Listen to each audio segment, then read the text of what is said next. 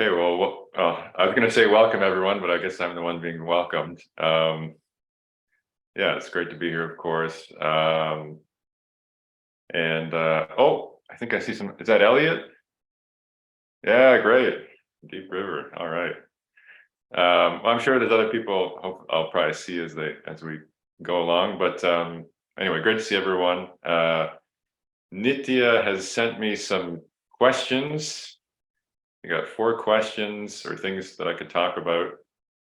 Um, and So I've had I guess, a week to kind of let them try and spark things in my thoughts. So yeah, I think so. I'll probably talk. I think we've got about an hour. Is that right, Nithiya? From That's 10 right, to 12? Venerable. Okay, so I'll talk on those for a while. Maybe we can do some questions and answers after that. Probably the question that I felt most interesting and least thing I have to talk about myself, so maybe we'll get there, but was there's a question about I might be rephrasing it wrong, but it's a nice topic, is something along the lines of uh, like, well, I can see dukkha.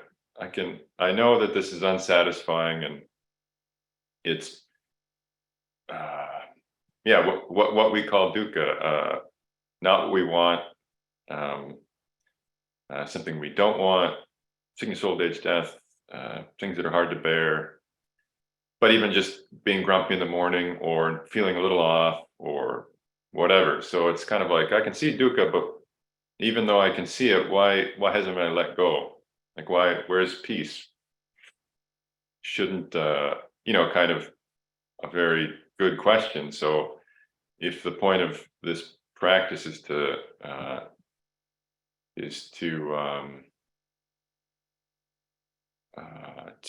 sorry, is to kind of see dukkha and release it, why isn't the seeing it releasing it? And that was actually, I thought, a really interesting question. And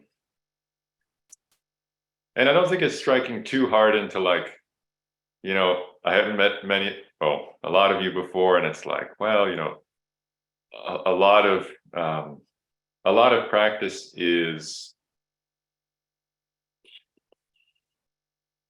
especially in my experience as a layperson, revolved a lot around just meditating, making sure I meditated a couple times a day or once a day, and kind of being generous and virtue. But of course, I think you all have that background, or most you do. So this seems a good thing and a necessary thing. So kind of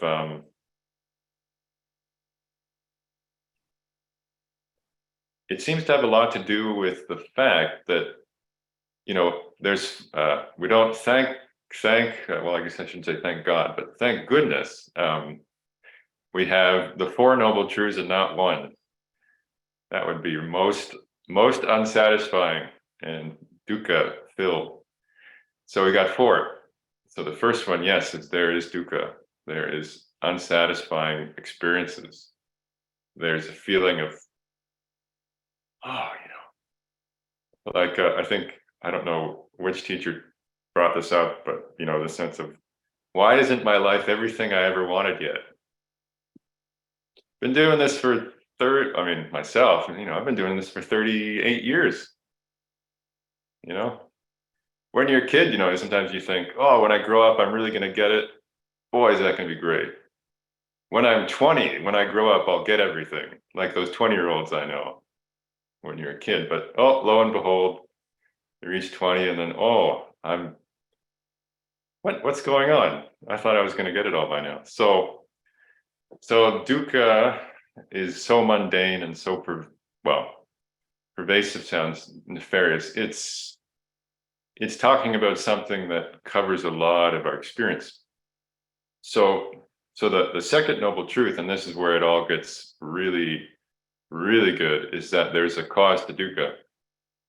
that being various types of craving. So that's the linchpin. That's the really interesting thing that we can start looking at is craving. Craving. What is craving? Or tanha. So then, so that's the second noble truth. Third noble truth. Craving can be brought to an end. And the fourth noble truth is the path to bring about the end of that craving, that tendency. So then so we've kind of reviewed what dukkha is a bit. You know, it's that standard list, but I think we all get it. It's why isn't everything just perfect? Like this is, why not? So there's reasons, you know, things, even, you know, we get these painful things, and we get painful things, and then even if it's just bodily pain, we get grumpy about it, and I don't want this, and we try and get away, and you know, the mind reacts. And then the other part of dukkha, of course, is that even if it's a really nice thing, it passes away just by its very nature. It's like, why is water wet? Water's wet. If I speak a word, it's a good thing it ends and it changes, because otherwise it would be, we don't even know what that would be. What would a word be that never ended? What would a tree be that never died? Right? So it's just part of the makeup of things. So it's the relationship to things that is where, unfortunately, this creates the things that we have to make effort to overcome. So then craving, you know, there's the three types of craving. There's kama tanha, bhava tanha, and vibhava tanha. So kama tanha is, and craving is a funny term. It's just a term, right? All these are just terms. They're just pointing you to something. So craving, also you could define it as thirst. Just want to get something. Just thirsty. Like, imagine if you're thirsty, you're really not gonna be able to get that out of your mind. You really need a drink. I need a drink. Where can I get a drink? So craving is, so keep calling it craving, because thirst is a little, it points to something, but I think craving is a good just general translation. So you've got kama tanha, bhava tanha, and vibhava tanha. So kama tanha is craving for sense experience, pleasure, really, sense pleasures, and nothing wrong with that. It's very natural. This is, but of course, the relationship. Well, I should say nothing wrong with the sense pleasures. Yeah, the craving is where the trickiness is. But even, you know, it's not necessarily. It's not poo-pooing the sense pleasures in a way. It's actually pointing you to the craving. That's where the real trouble is. But that's going to weigh. I mean, the mind has to relate to these things. So we've got craving for sense pleasure. Then we've got craving to become. Craving to become. To become, and craving not to become. So those are the next. That's the last two. So we can see those a lot working in our minds. I don't want to. I don't want people to think I'm blank, blank, blank. I don't want. Well, if I were to get really sick, what would happen to me?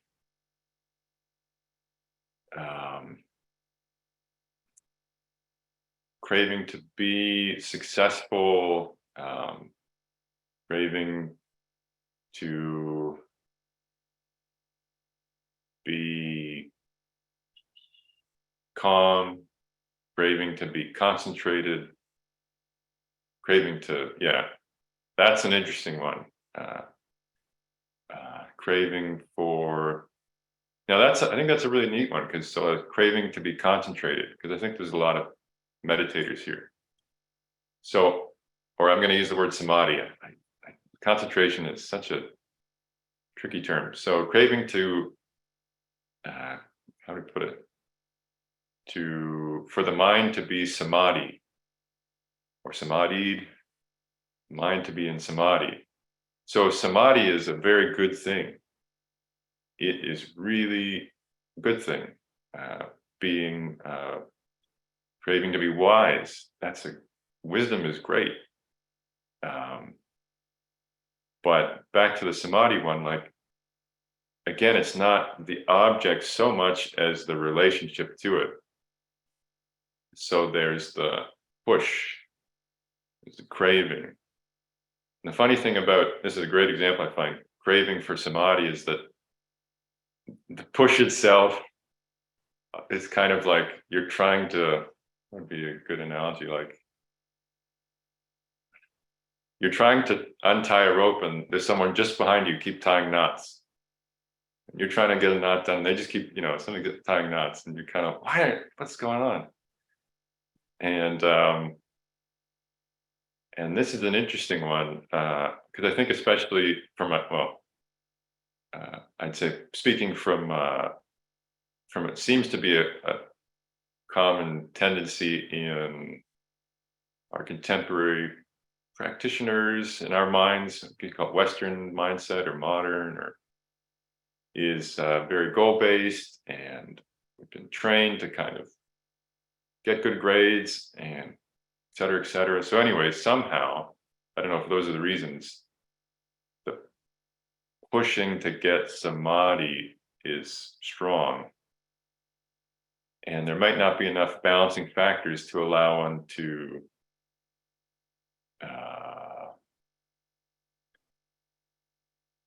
let samadhi be developed and cultivated. So that's a good example of craving. So those three types of craving are actually what are the roots. What do you call it? They are the fabricators of dukkha. They're making it, leading to it. So we can see dukkha,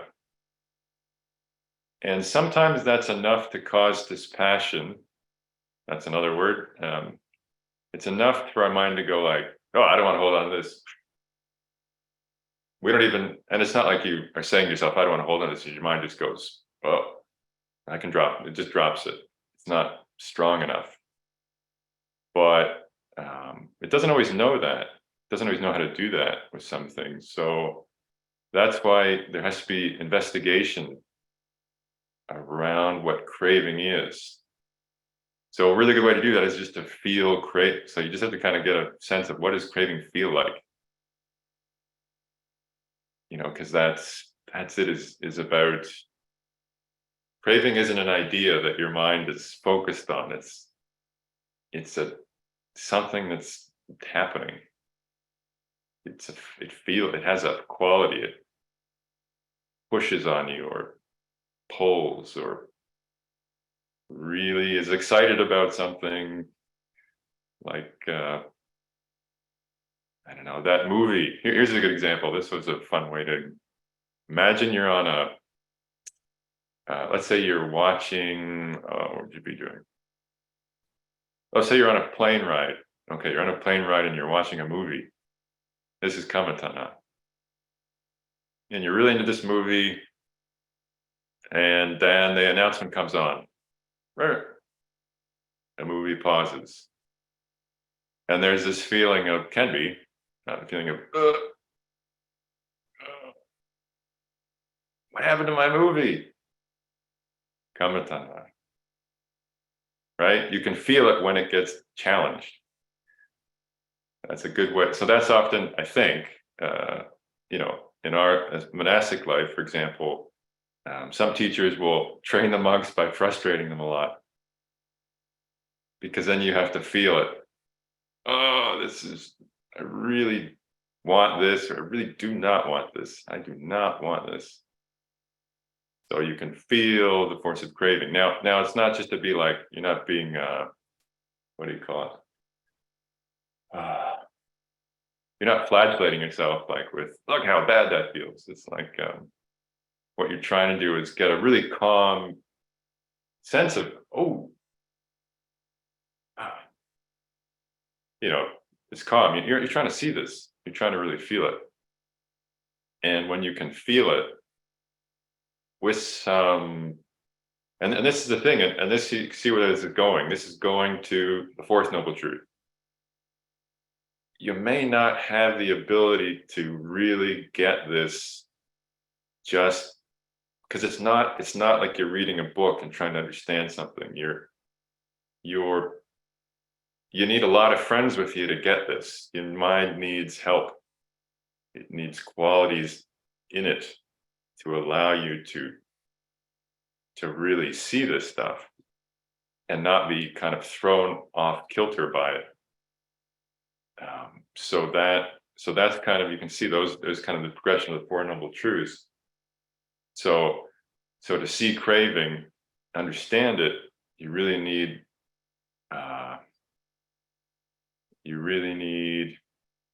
you need to be happy. There's a twister. So that's what Longpo, one of Longpo's recent teachings is, happiness is the method. Oh, what? I thought I was trying to get happy. Isn't that, I mean, some people say, Buddhism is all about being miserable and suffering, or you're trying to be happy. And then, so this is kind of no, being happy is actually the way to understand. So when the mind is uplifted and happy, then it can understand. So it's almost like, and I'm using happiness in like a broad way, but yeah, it's like happiness purifying to even, that's the thing, beyond, at some point language kind of starts to fall away. But yeah, you need, the mind needs some integrity. So there's a lot of things that it might need. So what might it need? Eightfold Path. You got 8 things that will help situate the mind to do this project, which is great. This is really, because thankfully enough, Eightfold Path, all those things are, they're kind of like the best things. There's no cat of nine tails in there anywhere. There's no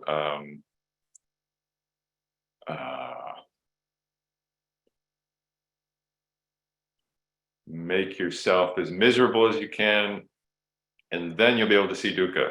No, it's not it. And they're really, a lot of them are very enjoyable, really, really enjoyable. So that's even better news. So the Eightfold Path is like, it's awesome. It's not always easy, but it's working towards greater states of well-being as you go. And so it's this kind of process of you're practicing these things, and you'll understand smaller bits of dukkha and suffering and the hindrances. I throw out hindrances like the things that obscure your vision. You kind of working with those, getting past them, understanding them. So yeah, that's kind of the whole path, but that's the broad way. So still, I think, even though you don't always have to, I think, hold the Eightfold Path as this big mega project. It's like, yeah, it's okay. Well, you have to understand craving, and you need qualities in the mind to do that. This is an abbreviated version. So the mind, certain things need to be cultivated in the mind. So it's very proactive. So that brings us back to all the things we're trying to do. The meditation, uh, practicing generosity, practicing uh, samadhi, practicing integrity, right speech, the whole gambit.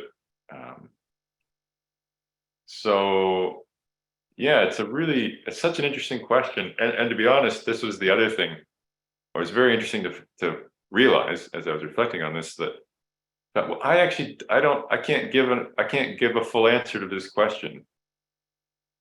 Huh? Why not? Because I don't understand it yet, right? In terms of like I don't mean like I understand it, but a way you would define like an arahant is someone who has right understanding, right understanding of what? Of the Four Noble Truths. Dukkha, its cause, its end, and the way to bring it to an end. So like I have a good, I hope, a decent intellectual understanding, and I have, you can learn parts of it, but it's kind of neat to see, oh, well, that's why I don't necessarily have a sense of, oh yeah, I really get that. I really got the whole thing of that. I really got the whole thing of that. It's like, oh, okay, I get that part. A little hazy on that part. And I haven't really looked at that part. Right. So it's pretty neat to see when you start looking at it, you can see that the Buddha was yeah, I mean he really seems like it works exactly like he's talking about. So this is really neat stuff. Um, so it's kind of all kind of bringing you back to like, wow, okay, well then there's something to be. There are things can be cultivated. Maybe it's not even that you have to do it. And you probably have habits that are cultivating them already, unbeknownst, it's not a huge effort necessarily, but the more we can put into this, uh, the more we can develop, and you can see it over time. Hopefully, you've seen that in your own practice. So yeah, so that's kind of my thoughts on that dukkha question. So I'll try and tie in some of the other questions. I really like that question. What are the other questions? Oh, insight meditation. People are asking about. I think the question was something like an insight meditation. Do you hold a thought in your mind? Ooh, I'm a little hazy on the question now. Do you hold a thought in your mind? Okay, so maybe I'll leave that one. Might come back to me. Another question was people were curious about illness.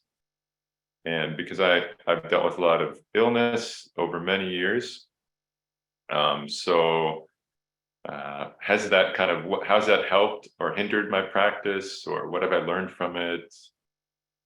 And so this is an interesting question.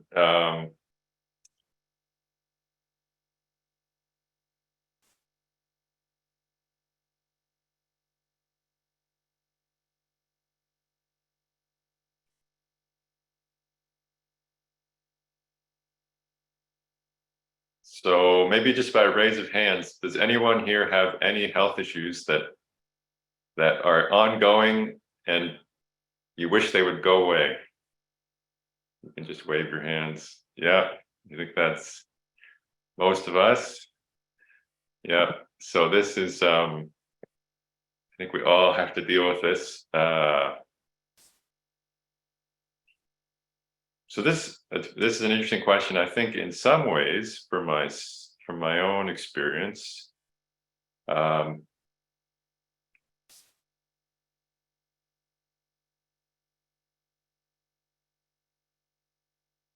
here's another question. How many people here, just by raise of hands, have heard about, like, have read anything about like rebirth in Buddhism, or the Buddha talking about rebirth? All right, a lot of hands. Okay, now this is kind of a trick, because I know that, ooh, rebirth, this will get people interested. And it certainly interests me, but it's a little bit of a tricky one, because one, it's a teaching that for some people it might turn them off of this path or the Buddhist teachings. It might confound people, and it might inspire people. A whole bunch of things. They might think was added on later, or a cultural thing. So I'm bringing it up mostly not like, oh, because some I don't know, like I'm bringing it up because for myself, so I had still dealing with a little bit, but a long chronic illness, many years. Frustrating, not fun, not something I would want again. Might happen though, you never know. So that tied in for rebirth, because for myself, I found it actually quite, what's the word? Quite steadying to think about it in terms of rebirth, because it was not fair. You know, things that we can get ill and it's like, this is insane. They don't have to deal with this. Why do I have to deal with this?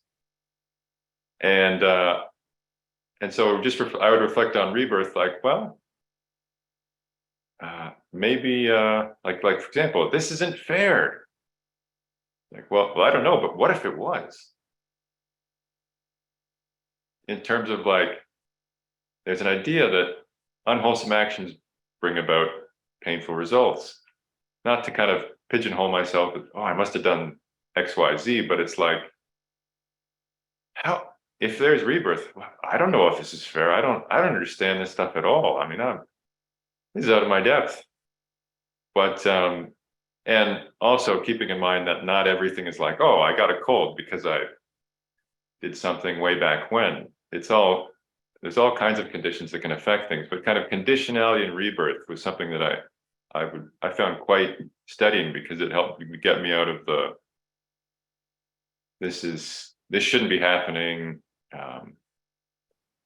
This is unfair, and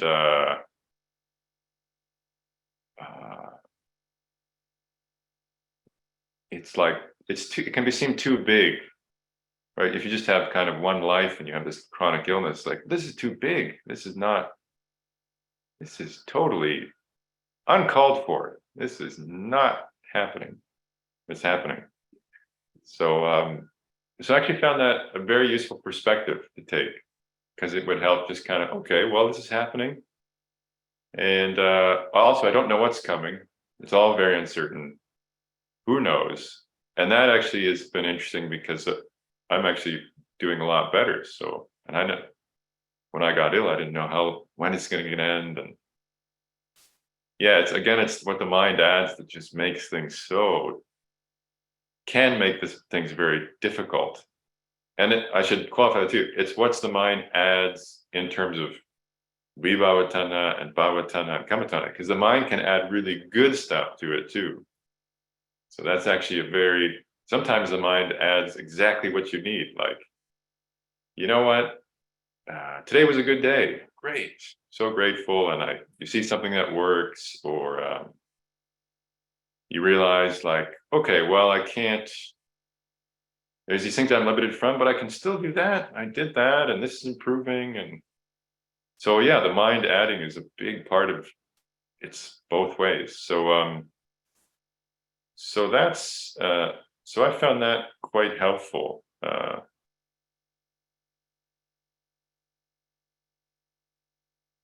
And yeah, so there's the whole rebirth thing with an illness. Certainly, I think you learn patience and these things. To be honest, this is the one that I took a lot from. And again, it was helpful. Just thinking very practically about all this stuff is that it's just how very normal the Buddha saw life. That makes sense. He saw it because one of I think the 5 conditions for making effort is energy. And it's like, it was just great to have someone say that, right? Like, how am I can't make much effort today. Like, oh, but even the Buddha himself said, yeah, that's going to make it more hard. It's going to be hard, or you may not be able to in the way you're hoping, right? Right. And it's kind of like for myself, you can tend to pressure yourself. So it's like, oh, the Buddha's kind of giving me a bit of not of a pass, but like, it's just, yeah, that's okay. Don't expect to be a pro tennis player if you have chronic fatigue and you're not already a pro tennis player, right? Like this, it's just, that's so obviously then one can make skillful efforts towards getting better, especially if one wants to be a pro tennis player. But it certainly help for me, take off the sense of like, you should be doing better. You really gotta get your game together. Geez, like other people can do yada, why can't you? And yeah, because this thing is ill. Oh, okay. Right. And then there's a lot, really helped me. Okay, well, what can I do? And then that's really kind of invigorating because you see there are things you can still do, definitely in the practice or just things in your life, but certainly from practice, like, no, there's like always something you can do. Sometimes resting is what you can do so that you have, so that's great. Um, so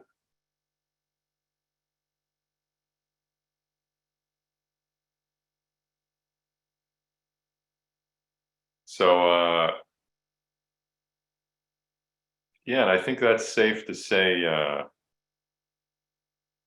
think we all know dukkha. So I'm tying in the first question a bit now. Dukkha is the people. It's like, oh, what made you get into practice? Well, it's not. I'm just trying to think of what would be another answer you could give. Like, I saw a beautiful sunrise and I decided to pursue Buddhism. Or, maybe that'd be pretty neat. Maybe I'd like to hear that story. But yeah, dukkha, some recognition that things are. Oh boy, I'm almost. Things are not as one would wish. But I will say too, just a caveat. So yeah, thankfully I didn't personally about chronic illness. It wasn't chronic illness that for myself got me into the practice. I was already into it as so. Thankfully, though, I got into it, not too long before I got ill. So I had some tools and some support network and some teachers, and that was very helpful because it's not fun being ill. And I think it's also, of course, a really good thing to inspire practice. Yeah. So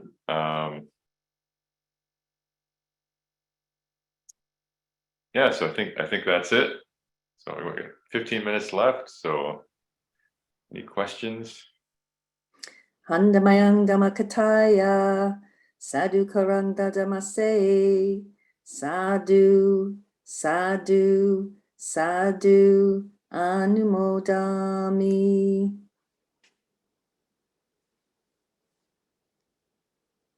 Thank you, Sirimedho, for the talk and for answering the questions.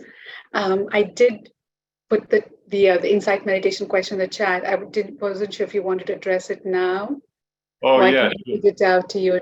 I could also read it out to you if you prefer that. Yeah, either one. I just can't remember it exactly.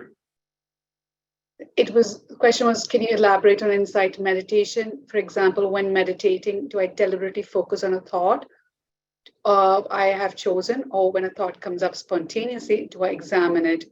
Otherwise, how do I effectively practice insight meditation? I guess you do either. Depends on how what your practice is. Thought would be like good job, right on, you're doing great. You can keep focusing on that thought, and that could be really helpful. Or metta. Yeah, kind of both. Insight meditation is probably a pretty short answer to this, but it's a nice term in that it points to this is a meditation about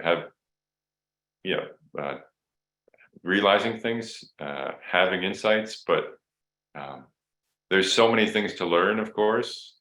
We just talked about the Four Noble Truths and dukkha and all these things. So yes, you can, but maybe I'll kind of leave it at that. I'm sure much where you could go into that question. Thank you. I know Vicky had a question. Vicky?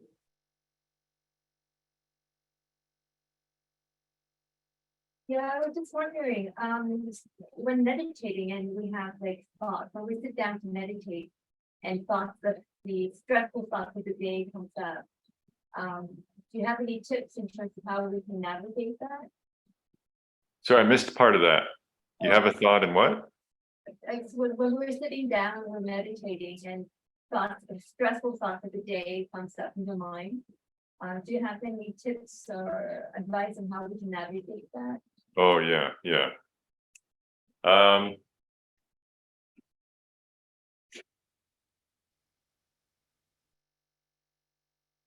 Yeah, there's a number of things to do.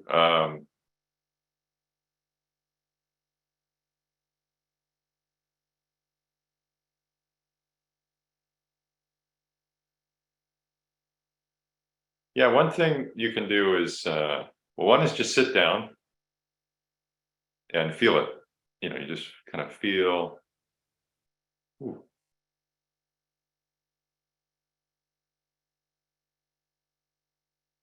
And you can just, sometimes a lot of that, because a lot of these stressful thoughts are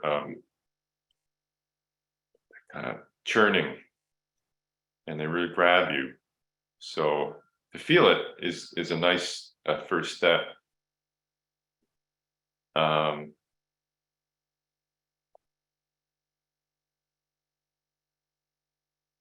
I'd say this is maybe some thoughts there's a number of things one could try, but just thinking back to,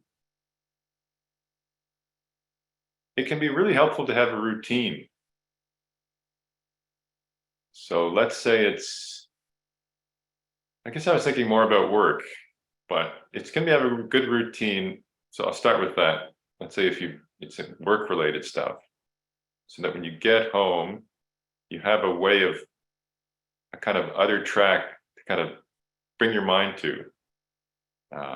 Something like just go outside, have a cup of tea, and you read some Dhamma, or You go for a little walk and check on your plants. It's really good to get out of the grooves. So sometimes that it's really helpful to have physical things for that, especially if it's quite a stressful thought. It's something that's coming back to you. Sitting with it is really good. Sometimes you might just sit, like if you notice where the stressful thought's coming up, let's say you're sitting doing, you've just typed an email or something, then you can just don't like go to, I mean you can, but I'm not saying you need to like run over to your meditation cushion. Just sit in the seat, turn yourself away from the computer. You just kind of feel that and notice.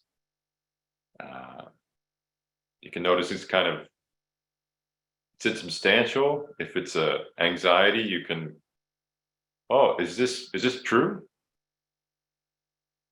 Is this true? Is this definitely going to happen? This thing I'm afraid of. Has it happened yet?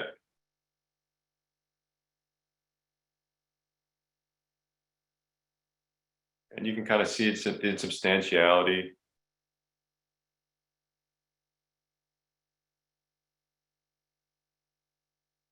And then you can start cultivating other thoughts. So you might try and contemplate, oh, here you go. Okay, well, this is an example. So we're building this big building here, right? Big new Dhamma hall, right? And as Nithiya said, so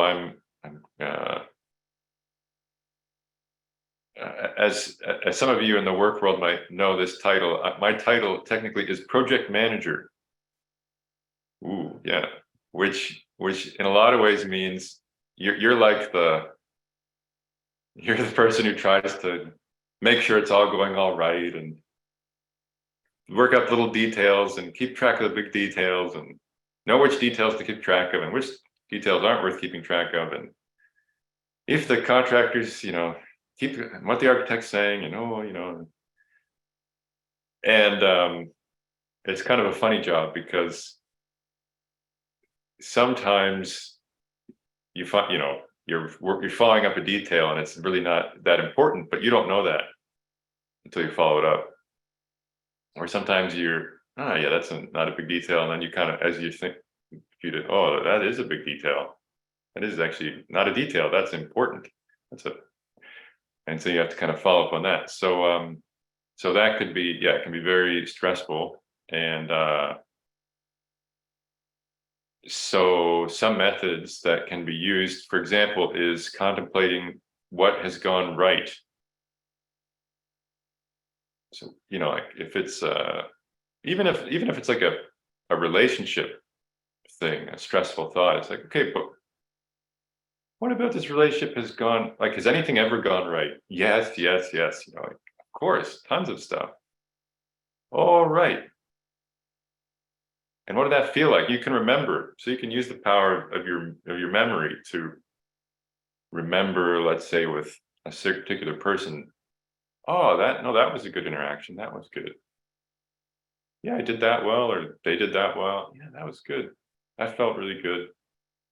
We worked that out with a lot of like compassion, and it was pretty fun. And oh yeah, that worked. So what was that like? So one, you're already redirecting your mind. You're not churning on the same thing. And a lot of stressful. I'm kind of equating stress with anxiety here and fear, because that's a lot where it goes. And fear, funnily enough, never tells you the good story, right? I'm really afraid that person is going to be kind to me the next time they see me, and we're going to be just right as rain. So scared of that. No, so it's colored, right? It's coloring things. Oh, that bad thing happened. That bad thing happened. That bad thing happened. So it's really, I think, a lot to be said for, especially with the way that we've been socialized to, really bring up the good things, the positives, the what you've done well or what has gone right. You know, like yeah, going back to my building analogy here, like, you know, it's mostly very good. You know, it's gonna be a good building. It'll last, I think, far more than 100 years. And I could, but you know, if this thing was like this. But so that's actually a really good one, because for example, you can see that this is something this is an area I've had to learn from, in terms of what do you do with a stressful thought. Is and also, I guess I think also maybe good to say that sometimes it's worth just like, if something's stressful, it's okay, well, let me deal with it right now. Let me go make sure have I emailed that person, or what's happening there, and oh no, it's fine, you know, no, I got a plan. And then this kind of resolves until you have to deal with it, because there's a lot of things in life that are like that. You're not going to necessarily deal with them right away. So I hope that was helpful, or somewhat helpful. Thank you. That was very helpful. Right. Do you have time for one more question?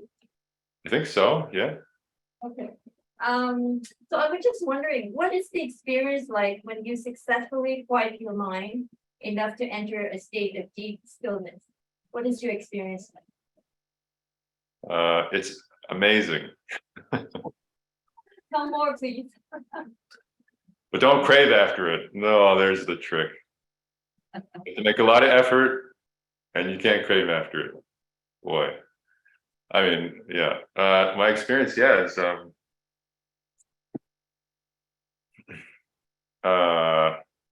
it's really worth it. Really, really, really, really, really worth making the effort to experience these things, even if just once. Hopefully not because I'm just craving, you know, one would crave for it again, but because you learn something from it. It can teach you a lot, especially when, you know, well, that felt, you know, it's like, which is taller, a 400-year-old oak tree or a bush? It's like, that's way taller.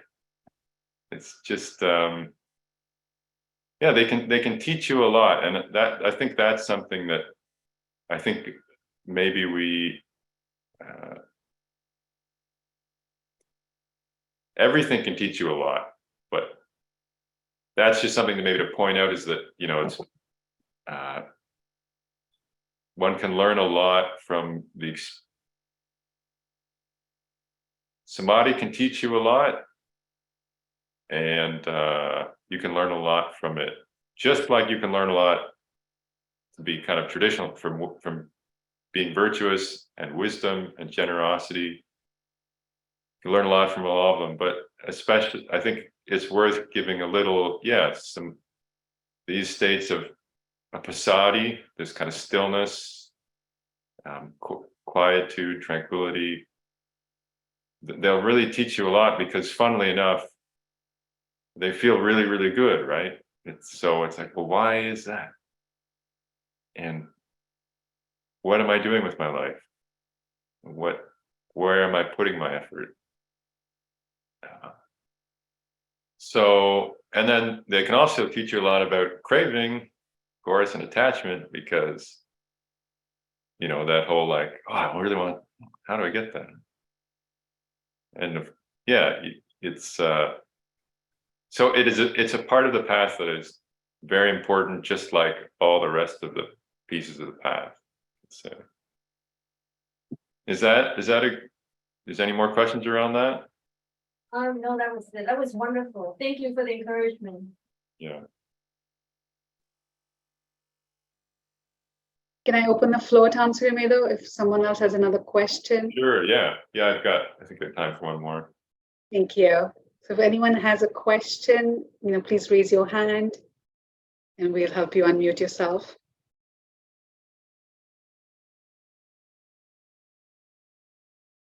Yes, Anatha. Hi, Sirimedho. Hey, well, Hi. Just a question.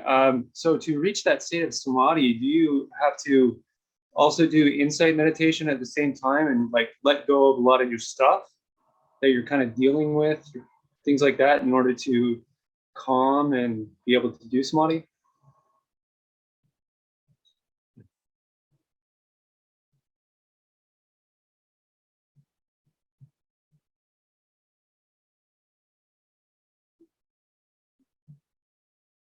it's a good question. I don't know if I know.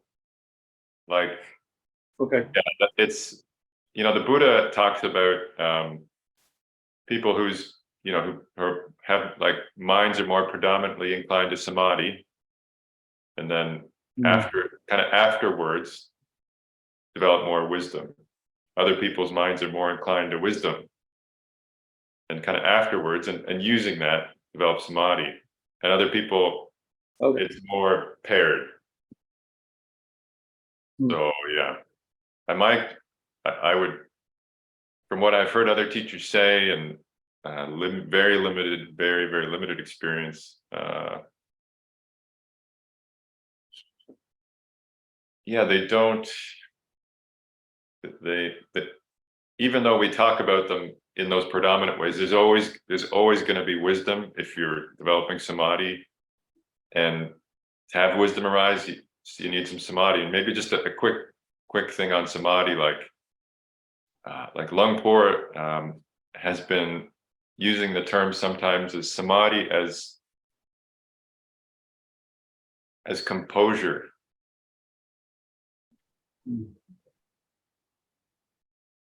So composure. So just just in this way, like, so I'm giving you one term, like if I said someone is wise, that could mean a lot of things.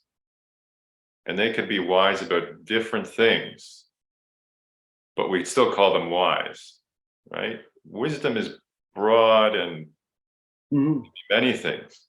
Samadhi is also a broad term, right? It all of it's always what samadhi refers to is samadhi. It's all samadhi, but it's not like, I think that's something I've been contemplating, is samadhi is broad. So just being composed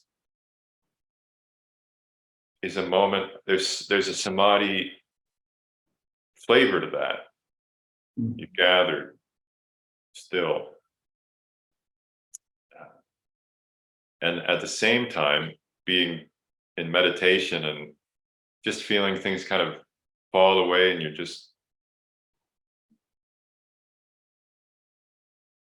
kind of there. That also has it's like there's a similar vein running through those. So that's why I said, like, even with wisdom, there has to be some non-reactivity, some stillness for wisdom to arise. Right. Yeah. Thank you. Right.